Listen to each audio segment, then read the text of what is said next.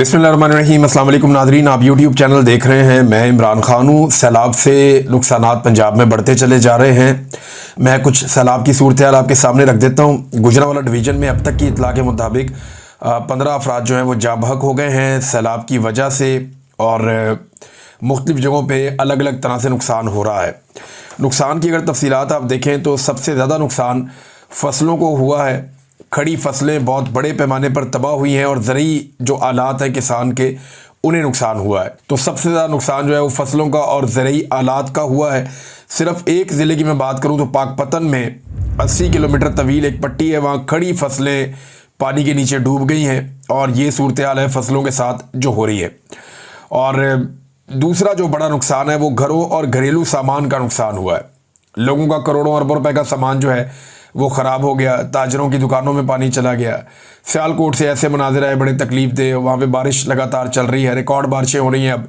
अब इंडिया वाली साइड पे भी हो रही हैं, पाकिस्तान में भी हो रही हैं, और दरियाओं में भी तो यानी है पानी बढ़ता चला जा रहा है। और जो सियालकोट के नाले हैं वो ओवरफ्लो होकर शहर की तरफ दाखिल हो गए, उसकी वजह से वहाँ बहुत नुकसान हुआ। तो गुजरांवाला डिवीज़न की मैंने आपको सूरत हाल बताई। पहला नुकसान जो है वो फसलों का है सबसे बड़ा, दूसरा नुकसान जो है वो घरों का और घरेलू सामान का है, और तीसरा बड़ा नुकसान जो देहाती लोग हैं उनके जो मवेशी, गायें, भैंसें, भेड़ बकरियां और मुर्गियां और दीगर जो पालतू जानवर हैं उनका बहुत नुकसान हुआ है। बहुत बड़े पैमाने पर जो जानवर हैं वो बह गए हैं पानी के अंदर। बाकायदा लोग वीडियोस बना रहे थे, वो देख रहे थे कि गायें और भैंसें पानी के अंदर बहकर जा रही हैं और उनके निकलने का इम्कान भी नहीं है। तो गाय जो है वो उसका वो गाय पानी के अंदर वैसे भी नहीं जाती, भैंस पानी के अंदर नहाती भी है, पानी के अंदर जाती भी है। लेकिन ये जिस तरह का सैलाब है, ऐसे सैलाब से जानवरों का निकलना बड़ा मुश्किल हो जाता है क्योंकि दलदली इलाके बन जाते हैं किनारों पे, और ये जानवर बहरहाल बहुत बड़े पैमाने पे हलाक होते हैं जब भी कभी सैलाब आता है, और वो सूरत हाल बनी हुई है। तो ये तीन बड़े नुकसानात हैं जो किसानों को हो रहे हैं, देही इलाकों में हो रहे हैं, शहरों में हो रहे हैं, और ये सारी सूरत हाल पंजाब में बनी हुई है।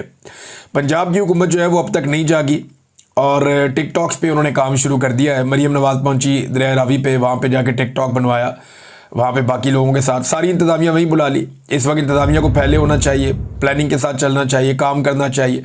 तो मरीम नवाज़ के लिए बाकायदा वहाँ पे एक सेट लगाया गया, उन्हें बुलाया गया, बुलाकर दरिया के पास उन्हें खड़ा करके वीडियो बनाई गई। और जब वीडियो बनाई गई तो सेम टाइम में दरिया के अंदर कश्तियाँ भी चलती हुई दिखाई दी गई। अब ये कश्तियाँ इस वक्त होनी चाहिए थी वहाँ पे जहाँ रेस्क्यू का ऑपरेशन हो रहा है। कश्तियाँ वहाँ होनी चाहिए थी जहाँ पे लोग डूब रहे हैं, जहाँ लोगों को रेस्क्यू करना है, लोगों को निकालना है देहातों से बाहर। कश्तियाँ वहाँ होनी चाहिए थी, लेकिन कश्तियाँ कहीं और पहुँचा दी गई। और जो हुक्मरान तबका है, चाहे वो MPs हैं, MNAs हैं, मिनिस्टर्स हैं, वो लोग अपनी वीडियोज़ बना रहे हैं कश्तियों में बैठ के। 4-4, 5-5 कश्तियाँ एक एक बंदे ने मल ली हैं और उनके अंदर बैठ के उनके टिकटॉक्स बन रहे हैं। एक कश्ती के अंदर कैमरामैन सवार है, दूसरी कश्ती के अंदर सांप सवार है।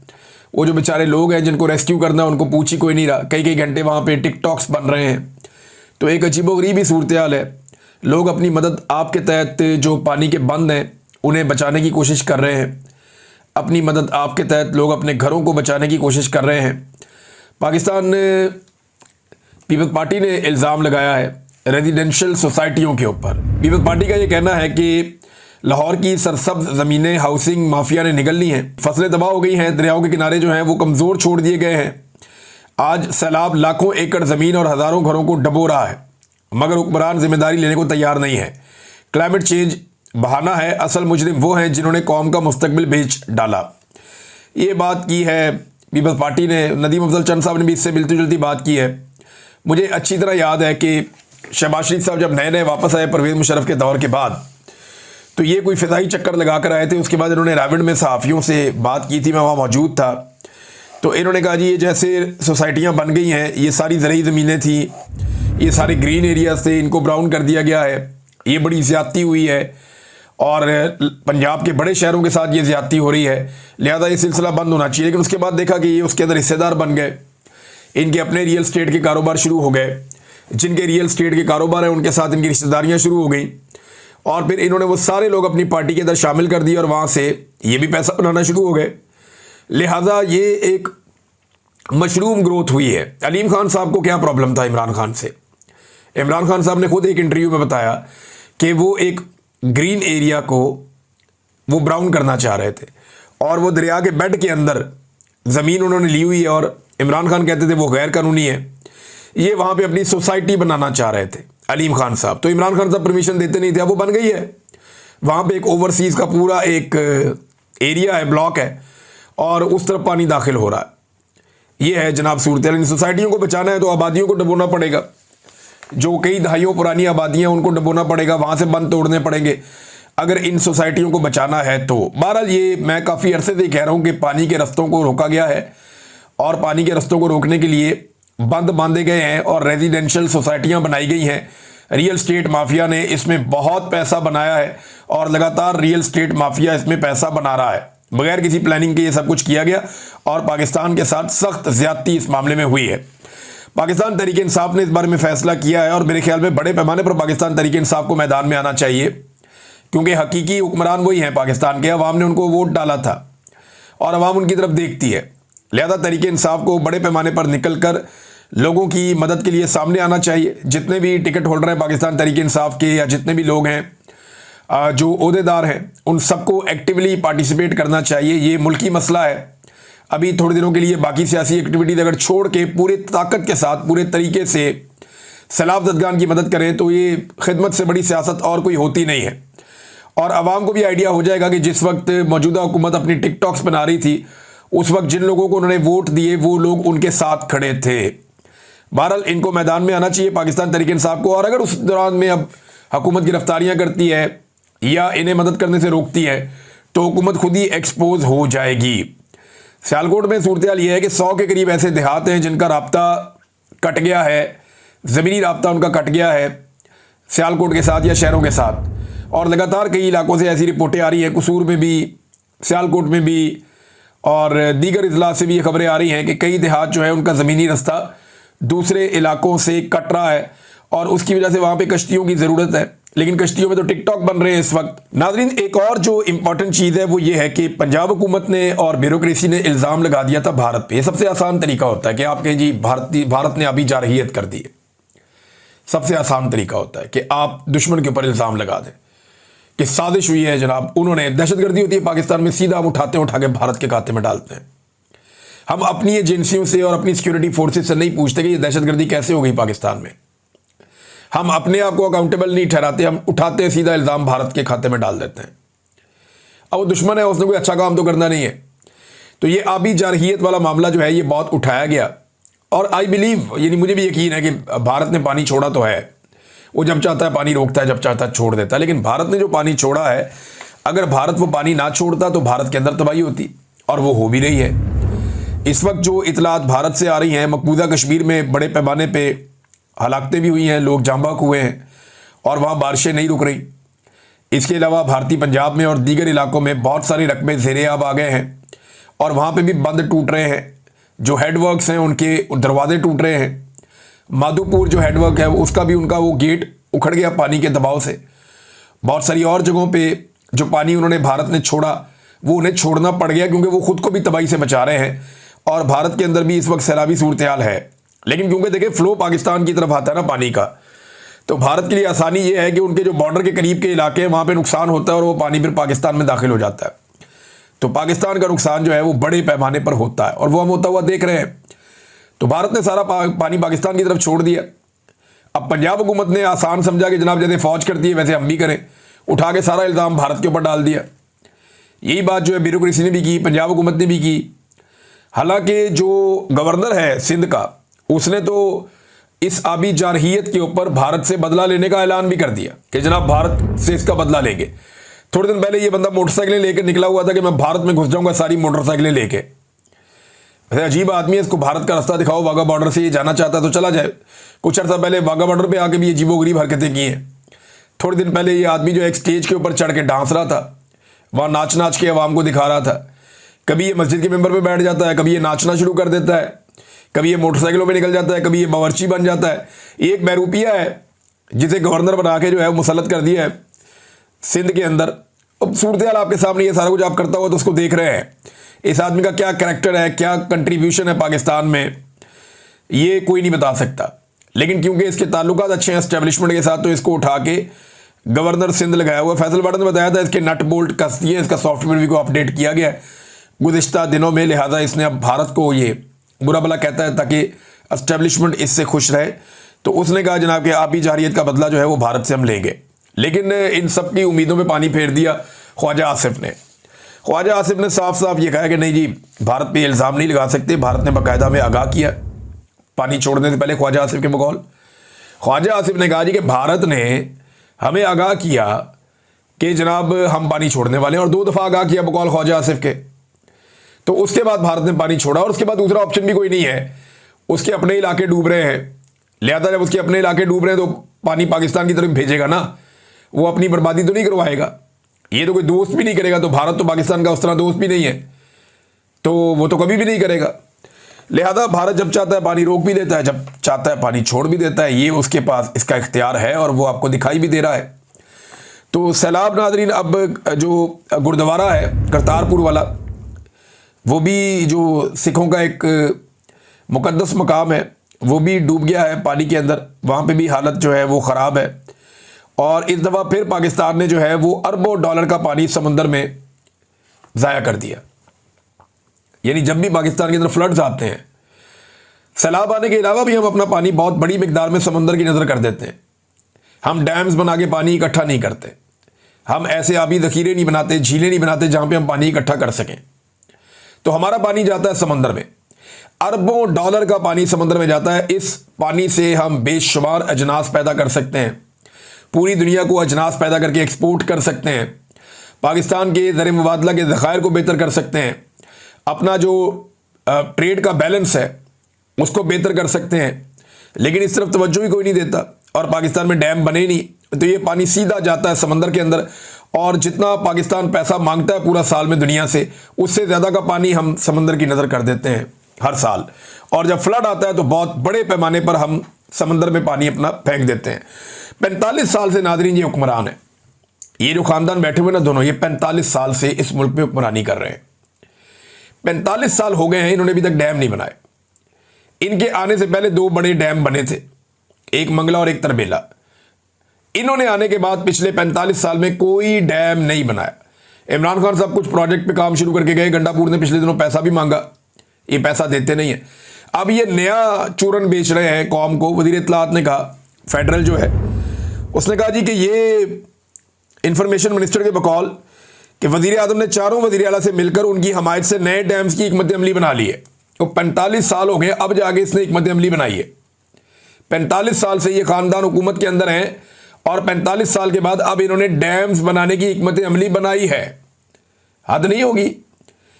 कैसी इनकी बेड़ा गर्क हिकमत अमली है जो बनने में 45 साल लग गए हैं, और कह रहे जी अब हम डैम्स बनाएंगे। ये जब कोई सानिया आता है ना, दहशतगर्दी होती है, तो ये उसके बारे में हिकमत अमली ले आते हैं सामने। रंगबाज है ना, जब कभी सैलाब आता है तो उसकी हिकमत अमली ले आते हैं डैम्स की। जब कभी आग लगती है तो ये कहते हैं जनाब फलानी हिकमत अमली हम लेकर आ रहे हैं। जब कभी कोई लैंडस्लाइडिंग होती है, कोई और मामला होता है जी, हम उसकी हिकमत अमली लेकर आ रहे हैं। तो जिस जिस तरह के मसाइल आते हैं ना, ये उस तरह की हिकमत अमली इनके पास बनी बनाई पड़ी है, ये कौम के सामने रख देते हैं और काम टकेगा नहीं करते। आज ये सैलाब खत्म हो जाएगा, सब भूल जाएंगे। किसान बेचारा पहले से गरीब हो जाएगा, कमज़ोर हो जाएगा, उसको लंबा टाइम लगेगा वापस अपने आप को सर्वाइव करने में।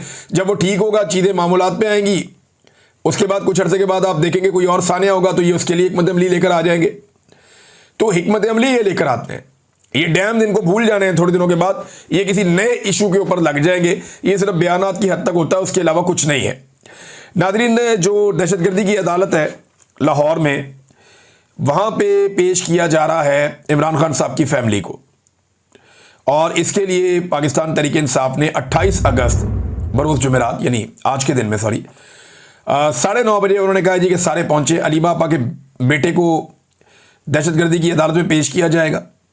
तो इस पे पाकिस्तान तहरीक इंसाफ ने यह अनाउंस किया है कि तमाम टिकट होल्डर्स और जितने भी अहम ओहदेदार हैं वो सारे के सारे, और जो यूथ है और जो ISF है, ये सब लोग पहुँचे वहाँ अदालत के बाद, ताकि इमरान खान साहब की फैमिली के साथ जो जुल्म और ज़्यादती हो रही है उसके खिलाफ आवाज़ उठाई जा सके। नादरीन, एक खबर जो चल रही थी कल दुनिया न्यूज़ पे, वो अब दोबारा चलाई गई एयरवाई न्यूज़ पे। यानी पाकिस्तान डूब रहा है, मईशत तबाह हो गई है, दहशतगर्दी में लगातार इजाफा हो रहा है। एक पूरा सूबा जो है वो नो गो एरिया बन गया है। एक दूसरा सूबा है जहाँ पे बहुत सारे इलाकों में आप जा नहीं सकते, लेकिन इसके बावजूद जो एस्टेब्लिशमेंट है उसकी तवज्जो एक्सटेंशन पे। कि एक्सटेंशन की टेंशन किसी तरह ख़त्म हो जाए। कैप्टन सफदर ने भी उसके ऊपर स्टेटमेंट दिया है। वैसे कैप्टन सफदर ने एक बड़ा अजीबोगरीब स्टेटमेंट दिया। उन्होंने प्रेस क्लब के अंदर ये कह दिया कि नवाज शरीफ हज़ारा से भी जीता था। प्रेस क्लब में बैठे हुए थे, बात करते साफ़ी भी थे कि जनाब नवाज शरीफ हज़ारा से भी इलेक्शन जीता था, वो तो गिनती में नवाज शरीफ को हरा दिया। सहाफ़ियों के कह के छूट गए। सहाफ़ियों ने हंसना शुरू कर दिया और इसको मजाक करार दे दिया। आप अंदाज़ा करें कि अब ये जीतने की बात भी करते हैं ना तो लोग हंसते हैं। इमरान खान साहब ने एक बात की है और ये बात रिपोर्ट हुई है इमरान खान साहब से जो मुलाकात की, जिन लोगों ने उन्होंने बात रिपोर्ट की। और इमरान खान साहब ने क्या कहा ज़रा ये आप सुन लें। इमरान खान साहब कहते हैं कि जी इंसान के पास 3 ताकतें हैं, रूहानी, इखलाकी और जिस्मानी। सबसे कमतर ताकत जिस्मानी है। हमने रूहानी और इखलाकी ताकत के साथ खड़े रहना है। किसी के पास ख्वाह टैंक, पिस्तौल और बंदूकें हों, वो पसपा होंगे। रूहानी और इखलाकी ताकत यकीनन फतहयाब होगी।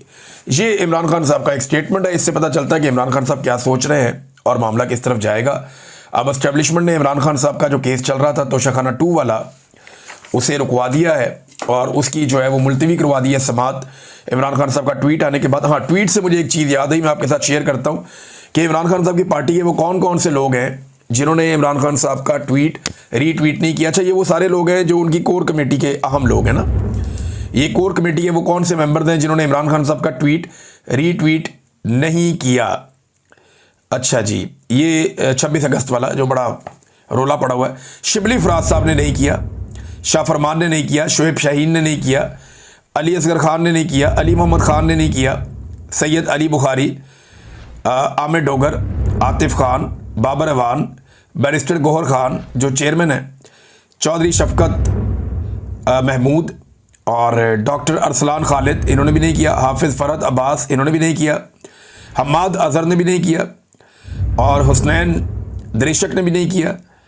और इसके अलावा जी कमल शौदत साहिबा ने भी नहीं किया, खुरम शेर जमान साहब ने भी नहीं किया, मेजर ताहिर सादिक साहब ने भी नहीं किया, मुंडे सलाई ने भी नहीं किया और काजी अनवर साहब ने भी नहीं किया, रऊफ़ हसन साहब ने भी ये ट्वीट नहीं किया, मलिक तैमूर मसूद ने भी नहीं किया, वलीद इकबाल साहब ने भी नहीं किया, तैमूर सलीम खान झगड़ा साहब ने भी नहीं किया, बैरिस्टर उमैर नियादी साहब ने नहीं किया और जुल्फी बुखारी साहब ने भी नहीं किया, शहराम खान तरकई ने भी नहीं किया, सलमान अकरम राजा ने भी नहीं किया, नूरुल हक कादरी ने नहीं किया, डॉक्टर मुनीर बलोच ने भी नहीं किया, साहबजादा हामिद रज़ा, ये वैसे पाकिस्तान तहरीक इंसाफ से तो नहीं है लेकिन ये उनकी मेन लोगों में शामिल होते हैं, बैरिस्टर अली ज़फ़र, सरदार लतीफ़ खान खोसा, जैन कुरैशी, जमाल एहसन खान ईसा खेल, मियाँ असलम इकबाल, शहरियार अफरीदी, फैसल जावेद खान, सरदार अज़हर तारिक खान और साहबजादा महबूब सुल्तान। अच्छा, ये वो लोग हैं जो उनकी कोर कमेटी के मेंबर्स हैं।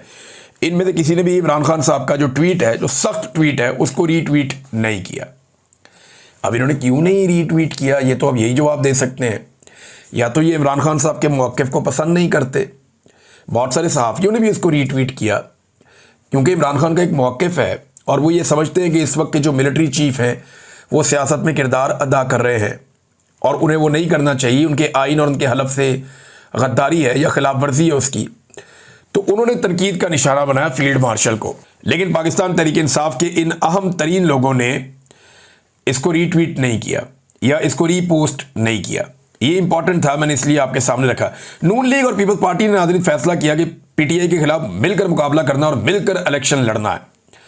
तो नूरा कुश्ती ये आपस में करते रहते हैं खाली वक्त में, लेकिन जैसे ही पीटीआई से मुकाबला होता है ये दोनों इकट्ठे हो जाते हैं। इनके साथ एस्टेब्लिशमेंट और इनके साथ इलेक्शन कमीशन, ये सारे इकट्ठे होकर इलेक्शन लड़ते हैं। अब क्योंकि पाकिस्तान तहरीक इंसाफ ने ज़िमनी इंतखाबात का जो है वो बाइकआउट कर दिया, वो नहीं लड़ने जा रहे, तो अब मामला ये है कि ये बेचारे नूरा कुश्ती भी नहीं कर सकते क्योंकि इन्होंने पहले ही मिलकर लड़ने का फैसला कर लिया था। आयशा भुट्टा साहिबा ने एक ट्वीट किया है। ये वो खातून है जिन्होंने सबसे पहले ये लिस्ट जारी की थी, जिस लिस्ट में बताया गया था कि मरीम नवाज़ के ख़ानदान से कौन कौन चला गया, बच्चे चले गए, दामाद, बेटी, दूसरी बेटी, उनके दोस्त, उनके बच्चे, उनके मुलाजिम, हमारे मुलाजिम, उनके मुलाजिम, ज़ाती मुलाजिम, मेकअप आर्ट, ये सारा इन्होंने बताया था आयशा भुट्टा साहिबा ने। तो उसके बाद जैसी बदतमीज़ी की इंफॉर्मेशन मिनिस्टर ने, वो बहुत ही मायूब है। तो उसका इन्होंने जवाब दिया आयशा भुट्टा साहिबा ने कि उज़मा बुखारी आज के आपके नाम के साथ मैं साहिबा नहीं लगाऊंगी, क्योंकि आप पब्लिक टैक्स मनी का हिसाब मांगने पर आप से बाहर होकर इखलाक बाख्ता गुफ्तगू पर उतर आई हैं। आप लोगों की अम्मियों को छोड़े, अब ये नामुनासिब था लोगों की माओ बहनों तक जाना, लेकिन ये एक मिनिस्टर की ज़ुबान से ये चीज़ें अच्छी नहीं लगती। लेकिन अब एस्टेब्लिशमेंट की मर्जी है, उन्होंने ला के ऐसे लोगों को बिठा दिया है तो ठीक है, इसको भुगतेंगे, अवाम भी भुगतेगी, आप भी भुगतें। तो उन्होंने कहा जी पहले अपनी और अपने छोटे भाई की करप्शन का जवाब दें, वही भाई जो इंफॉर्मेशन डिपार्टमेंट चला रहा है। अच्छा, इनका कोई भाई इंफॉर्मेशन डिपार्टमेंट भी चला रहा है। चले वो चीज़ें सामने आ जाएंगी अगर होंगी तो। अब तक के लिए इतनी, अपना ख्याल रखिएगा, अपने चैनल का भी।